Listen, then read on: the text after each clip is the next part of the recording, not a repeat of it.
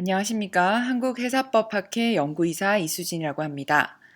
저는 이번 2021년 3월에 출판된 회사법 연구 33권 1호에 출판된 몇 가지 논문들을 간략하게 관심 있는 분들께 소개하고자 이렇게 컨텐츠를 마련하였습니다. 저희 이번 33권 1호에 출판된 논문은 화면에 보시는 바와 같이 총 10편이 있었습니다. 먼저 첫 번째 논문은 선박안전법상 벌칙 규정에 관한 비판적 검토를 한일 관계 법령의 공시적, 통시적 비교를 중심으로 해서 분석한 논문입니다. 그리고 두 번째 논문은 자율운항 선박, 인공지능의 윤리 문제에 대한 사고 알고리즘을 중심으로 분석한 내용입니다. 그리고 세 번째 논문은 해사안전법상 항로 지정 방식 및 관리제도 개선 방안에 관한 연구를 소개하였고, 네 번째 논문은 선원의 노동 및 인권 교육을 위한 입법론적 연구에 관련된 논문이 출판되었습니다.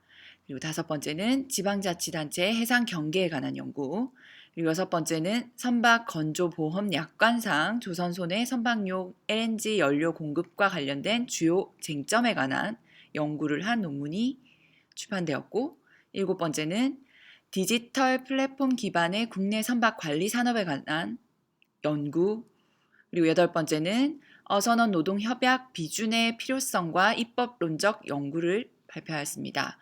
그리고 아홉 번째는 선주 책임 제한권 배제 합의 과부 및 그 합의의 해석과 관련된 판결을 중심으로 한 연구 논문이 발표되었고, 마지막으로 총톤수 5톤 미만인 선박의 해기 면허 제도 시행에 관한 연구를 출판하였습니다.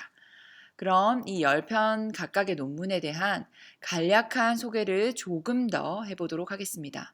먼저 첫 번째 논문 관련해서 주요 내용들을 간략히 밝히도록 하겠습니다.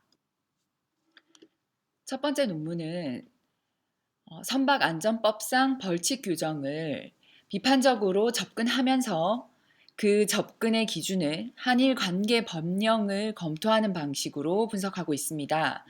이 논문에서는 다양한 관련 법제의 문제들 그리고 선제 연구들이 분석해온 내용들을 제시하면서 다음과 같은 주요 내용을 보여주고 있습니다.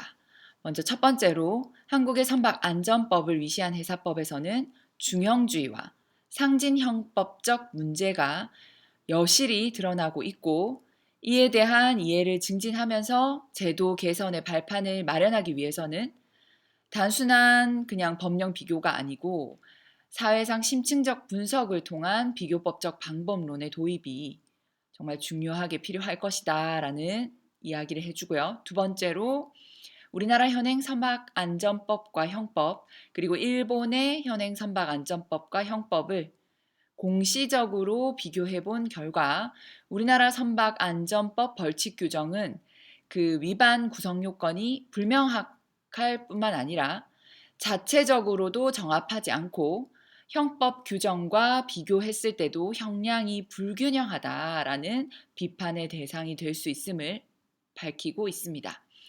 그리고 세 번째로 한국과 일본의 선박안전법이 최초 제정 이후에 변화해온 흐름을 살펴봤을 때 주요 해난 사고 발생과 연관해서 일어나고 있고, 이 내용들을 통시적으로 분석해 본 결과 최근 한국 선박안전법은 그 벌칙 규정이 지나치게 상징형법적 성향을 띠고 있음을 확인할 수 있음을 제시하고 있습니다.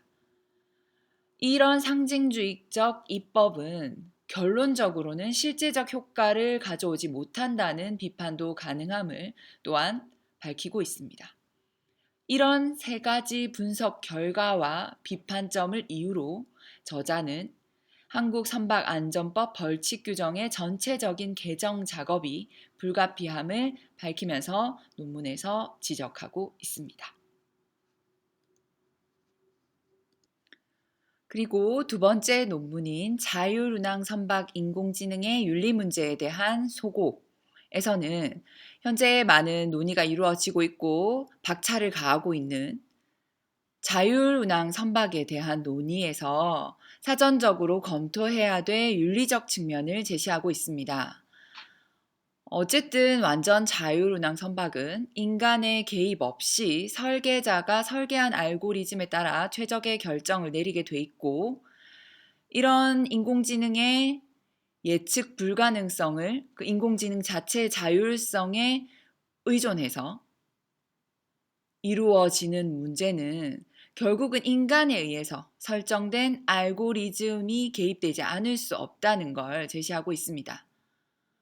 그러면서 이런 부분에 대한 윤리적 상황의 검토는 당연히 인간이 탑재한 프로그램에 의해서 이루어지는 발전인 만큼 사전적으로 검토해야 할 것을 제시하고 있습니다. 그런 이유에서 사후의 대응책을 마련하는 문제에 대해서는 추후에 하는 건 오히려 제대로 된 구제를 이룰 수 없다. 피해에 대한 단순한 대책 마련일 뿐이지 제대로 된 문제 해결에 있어서는 어떠한 역할도 하지 못할 것이기 때문에 사전적으로 지금 현재 자율운항 선박 개발 단계에서부터 그 프로그램을 개발하는 인적 요소들이 그리고 그 관련 이해관계자들이 함께 윤리 규범을 준수하고 축적된 정보를 기초로 해서 보안 작업을 한다면 자율운항 선박의 여러 가지 앞으로 우려되는 윤리 문제에 잘 대응할 수 있을 것이라는 제시를 하면서 논문을 전개해 나가고 있습니다. 세 번째 논문은 해사안전법상 항로 지정 방식 및 관리제도 개선 방안에 대한 연구를 진행하고 있는 내용입니다. 구체적 내용을 간단히 살펴보시면 현재 우리나라 선박의 안전 운항과 해사 안전을 증진하기 위해서 해사안전법이 세 가지 수역 지정 및 관리 제도를 제정 운영하고 있음을 알 수 있습니다. 이런 수역 지정이나 관리 제도는 교통량이 집중되거나 특별한 주의가 필요한 해역에서 특정 항로 혹은 항법을 지정함으로써 선박 충돌 등의 사고 위험을 좀 감소시키고 대형 해양 사고를 미연에 방지하기 위한 목적을 가지고 있습니다. 그런데 현재 우리 해사 안전법상 세 가지 수역 및 항로 지정 방식은 법률, 시행령, 시행규칙, 고시 등의 산재에서 규정되어 있고 선박 운항자가 해역별로 특정 항법을 숙지하기까지 상당한 시간이 필요하다는 한계를 가지고 있습니다. 또한 덧붙여서 특정 항법이 적용되는 지정 항로에서 적용 항법이 복수로 규정되어 있는 지정 고시 같은 경우는 수범자인 선박 운항자가 항법을 적용하는 데 있어서 도대체 항법이 무엇인지 명확하게 이해하지 못하는 문제 상황이 발생할 수 있다는 한계점도 있습니다. 더불어 국제해상 충돌 예방 규칙에서의 해상교통 분리 제도를 수용한 우리나라 해사안전법의 통항 분리 제도는 재개정 작업을 하면서 일부 구문이 삭제되었고 그 결과 국제 규칙과 상이한 해석을 갖게 되는 문제점이 발생하였습니다. 결국 이런 문제점은 수역 및 항로 관리 제도의 본래 취지인 해양사고 방지에 결국 직접적 영향을 미치는 문제들이 발생하고 결국 수역의 통합관리와 조문 개정을 근시일 내에 이루어서 개선될 것이 요구되고 있는 상황입니다. 또한 이런 문제점들은 우리 헌법 원칙인 명확성의 원칙에도 어긋나고 있고 그 수범자가 규범을 오인해서 법규를 적용하는 착오가 쉽사리 발생할 수 있다는 한계도 있습니다. 또한 이런 사실에 입각해서 생성되는 가태료 부과에 있어서도 수범자가 스스로 고의나 과실의 부재를 소명해야 하는 행정력 낭비로 이어질 수 있는 문제점도 있기 때문에 현행 항로 지정 방식이나 관리 제도에 관한 개선이 필요함을 밝히고 있습니다. 네 번째 논문은 선원의 노동 및 인권 교육을 위한 입법론적 연구를 주제로 하면서 선원들이 장기 승선으로 인해서 가족이나 사회와 단절되고 그 단절된 상황인 선상에서 벌어지는 각종 인권 침해로 인해서 결국은 승선 기피 현상이 증가하고 있고 동시에 육상에서는 이러한 상황과는 별개로 인권에 대한 관심이 높아지고 있는 현 상황을 고민하면서 우리 선원의 노동 분야에 있어서도 인권 교육과 인권에 대한 보호가 좀 더 면밀히 살펴보아야 할 문제로 관심을 가져야 할 것이라는 걸 지적하고 있는 논문입니다. 결국 이러한 선원 인권 보호와 이를 위한 정책적 시스템을 마련할 것을 요구하고 있고 이에 대한 입법론적 제안을 하고 있는 논문입니다.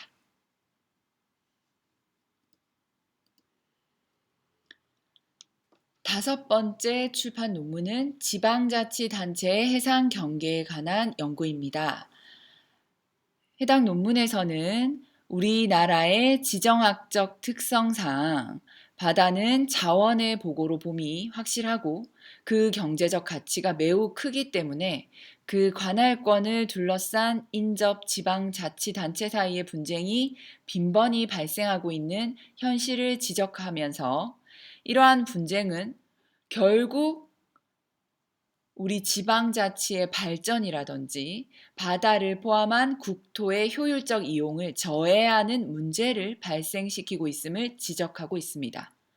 그런 이유로 이러한 갈등과 분쟁을 해결하기 위한 근원적인 원인을 파악하고 그의 개선 방안을 강구할 필요가 있음을 주장하며 해당 논문에서 지방자치단체 사이의 갈등과 분쟁에 대한 주요 쟁점이 되었던 내용을 4가지 정도로 분석을 하고 이러한 분석을 바탕으로 해서 경계 획정 기준을 입법화할 것을 제안하고 있습니다. 이러한 경계 획정 기준의 입법화는 분쟁 해결을 위한 근원적인 기준으로 설정되어야 할 것이지 단순한 무리한 논리 구성이라든지 자의적 판단을 기초로 한 입법이 되어서는 안 될 것을 경계하고 있기도 합니다. 결국 최종적으로 이러한 입법을 통해서 바다를 둘러싼 지방자치단체 사이의 갈등과 분쟁을 좀 조속히 해결할 것을 제안하고 있습니다. 여섯 번째 논문은 선박 건조 보험 약관상 조선소 내 선박용 LNG 연료 공급과 관련된 주요 쟁점에 대한 연구입니다. 국제항해에 종사하는 모든 선박은 일정 황함유량 이하의 선박 연료를 사용해야 합니다. 따라서 글로벌 해운 기업들은 이런 규제 조치에 대응하기 위한 저유황유의 사용, 혼합유의 사용, 타랑 설비의 신규 설치, 그리고 LNG 연료 전환 등과 같은 다양한 옵션을 해당 회사의 재무사정, 신조 발주 계획, 중장기 항로 배치, 글로벌 얼라이언스 정책 등을 종합적으로 고려해서 선택하고 있습니다. 왜냐하면 선박용 LNG 연료는 기존 고유황유를 대체하면서 해양 환경을 보호할 수 있는 궁극적 수단은 아니지만 현실 가능한 대체 수단으로 평가되고 있기 때문입니다. 물론 국내 조선 해운 산업계는 친환경 연료 추진 선박을 이용해서 선박을 운항하는 것을 최종 목표로 하고 있지만 여러 가지 환경을 고려했을 때 중간 단계로 반드시 LNG 연료 추진 선박을 고려하지 않을 수 없습니다. 그렇기 때문에 이 연구에서는 향후 상업적인 관점에서 조선소에서 대두될 LNG 연료 추진 선박에 대한 LNG 연료 공급과 관련된 선박 건조 보험상의 주요 쟁점들을 법적으로 검토하고 개선 방안을 도출하여서 향후 선박용 LNG 연료 공급 사업의 활성화에 필요한 기초 자료를 제공하고자 하였습니다. 7번째 논문은 디지털 플랫폼 기반의 국내 선박 관리 산업 발전에 대한 연구입니다. 최근 스마트 자율운항 기술의 발전으로 선박 관리 산업의 역할에 대한 많은 변화가 예상되고 있습니다. 이런 기술과 환경의 변화에 따라서 국내 선박 관리 산업은 미래를 대비하는 새로운 발전 방안의 마련이 필요한 시점입니다. 그렇지만 현재 국내 선박 관리 기업은 글로벌 경쟁 업체들과 비교했을 때 상대적으로 규모가 영세하고 높은 운영비 등으로 인한 경쟁력이 떨어지는 것이 사실입니다. 따라서 이런 문제를 보다 구체적으로 확인하기 위해서 국내외 대표 선박 관리 기업에 대한 사례를 분석하고 관계자들과의 심층 인터뷰를 통해서 국내 선박 관리 산업의 글로벌 경쟁력과 한계점을 분석하는 데 포인트를 맞춘 논문이라고 볼 수 있습니다. 그리고 이 연구를 바탕으로 단순히 물리적 선박 관리가 아닌 디지털 플랫폼 공급자로서 선박 관리 산업의 역할 변화를 제시할 수 있고, 또한 디지털 플랫폼 기반의 선박 관리 산업이 발전할 수 있는 방안으로 여러 가지 내용을 제시하였음에 의미를 부여할 수 있습니다. 8번째 논문은 어선원 노동협약 비준의 필요성과 입법론적 연구에 관련된 내용입니다.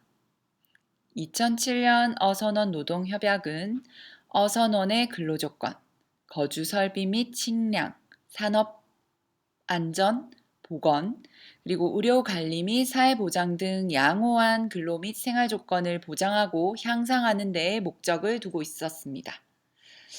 국제적으로 통일된 최소한의 어선원에 대한 최소 노동 기준이 채택된 것에 큰 의의가 있었다고 볼 수 있겠습니다. 그런데 최근 우리 정부는 어선원의 근로조건 향상을 위해서 관련 연구 용역을 수행한 바 있고 협약 수용에도 많은 관심을 나타내고 있습니다. 본 논문에서는 수산업계에 대한 실태와 설문 분석을 기반으로 해서 협약 수용 시 산업계에 어떤 영향을 미칠 수 있는지, 그리고 협약 내용과 우리 법령의 내용에 차이가 있어서 법률을 개정해야 되는 부분들을 중심으로 해서 분석하고 선언 법령의 정의 규정, 그리고 적용 범위, 최저 연령, 휴식 시간 등과 관련된 입법안을 제시하였습니다. 9번째 논문은 선주 책임제한권 배제 합의의 가부 및 그 합의의 해석에 관련된 연구 논문입니다. 해당 연구는 대법원 2013-61343 판결에 대한 비판적 관점에서의 고찰을 중심으로 이루어졌습니다. 기본적으로 선주의 책임 제한권은 우리나라 상법 제769조에서 규정하듯 법률상 권리로 이해되고 있습니다. 이처럼 법률상 권리를 당사자 간 계약으로 배제할 수 있는지, 그리고 그에 대한 계약 문구가 불분명한 경우에 해석을 어떻게 해야 하는지는 여러 가지 문제가 있습니다. 이와 관련해서 해당 판결은 당사자 간 계약 문구로 선주의 책임 제한권을 배제할 수 있는지와 관련해서 상법 제769조는 이미 규정이기 때문에 당사자 간 협의를 통해서 이를 배제할 수 있다고 보고 그 내용에 비춰서 계약상 문구에 부여된 객관적 의미는 선주의 책임 제한권을 배제하는 것으로 볼 수 있다고 보았습니다. 그런데 이런 동일한 쟁점에 대해서 영국 추미런의 경우는 1976년 회사 채권에 관한 책임 제한 조약에 따른 선주의 책임 제한은 권리고 이를 배제하는 것을 금지하는 규정이 없기 때문에 당사자 간 합의로 배제할 수 있지만 이러한 배제에 대해서 모든 손해배상 및 손해가 없도록이라는 문구만으로 선주의 책임 제한권과 같은 법률상 권리를 배제하는 것은 불가능하다라고 본 바가 있었습니다. 결국 당사자 간 계약의 해석에 있어서 특히 계약 문헌만으로 그 의미를 확정할 수 없는 경우에 대해서는 자연적 해석이라든지 규범적 해석 또는 보충적 해석과 같은 다양한 해석 방법이 제시되고 있고, 또한 이런 해석 방법마다 다양한 견해와 기준이 제시되고 있습니다. 해당 사항과 같이 법률상 권리의 당사자 간 합의에 따른 배제 여부나 그러한 합의의 해석에 있어서도 해석자에 따라 결론이 달라질 수 있습니다. 다만 선주의 책임 제한은 해상법 관계에서 국제적으로도 오랜 기간 사용된 권리고, 해상사고에 있어서도 선주의 최후의 보루라는 점에서 배제 여부가 달린 계약 해석에 필요한 합리적 의사해석 요소가 무엇인지 살피기 위해서는 보다 다양한 입장을 비교하고 분석할 필요가 있음을 제시하고 있습니다. 마지막 10번째 논문은 총톤수 5톤 미만 선박의 해기 면허 제도 시행에 관한 연구입니다. 이 논문은 5톤 미만 선박의 소형 선박 조종사 면허 제도를 도입하는 것과 관련해서 선원의 해기 능력을 확보하고 검증하기 위한 교육 훈련에 관한 시행 방안을 마련하는 것을 그 목적으로 하고 있습니다. 이러한 연구를 시행하기 위해서 먼저 총톤수 5톤 미만 선박의 해양사고 발생률과 그 원인에 대한 통계 분석을 하였고, 소형 선박에 근무하는 선원과 선주를 대상으로 설문조사를 하고 분석한 후 이 관련 대만, 일본, 캐나다의 사례 조사 그리고 문헌 연구를 통해서 기반을 다져서 연구를 수행하였습니다.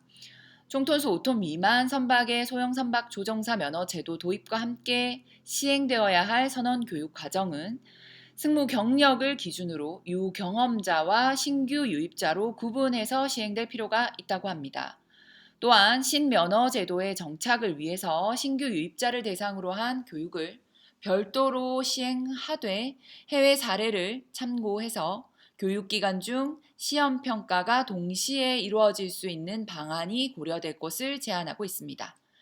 이를 위해 실선 훈련과 시뮬레이터 훈련 방안을 병행해서 고려할 필요가 있음을 제시하고, 이 연구의 구체적 실행을 위해서 법률 개정과 사회적 합의 도출 등의 후속 조치가 빠르게 이루어질 필요가 있음을 밝히고 있습니다. 이상으로 2021년 3월 발간된 해사법 연구 33권 1호 관련 간략한 소개를 마치도록 하겠습니다. 감사합니다.